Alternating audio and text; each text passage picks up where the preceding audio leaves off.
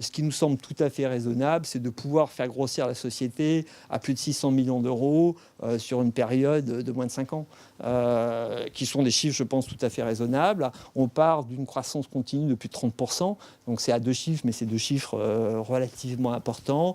Et voilà, c'est des choses qui nous semblent tout à fait achevables. Et ce schéma-là, aujourd'hui, quand on parle, par exemple, de 600 millions de chiffre d'affaires, pour nous, ça se répartit entre de l'ordre de 400 millions sur Planet Art, 200 millions sur la partie AvantQuest.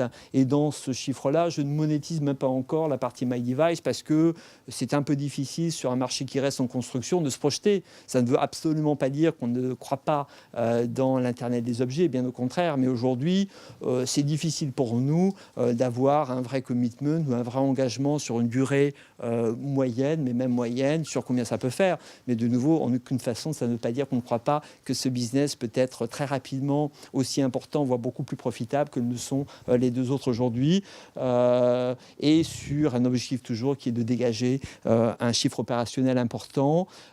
Pour finir, et ça sera cette fois-ci la dernière slide, deux choses que vont mettre en place d'un point de vue structurel autour de cette stratégie.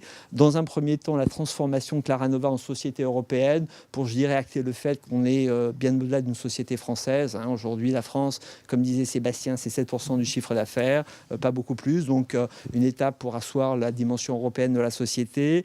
Et c'est quelque chose dont on nous parle qu'on voulait faire depuis longtemps, passer par un regroupement d'actions pour limiter la dimension extrêmement volatile. Vous le savez tous éventuellement aujourd'hui.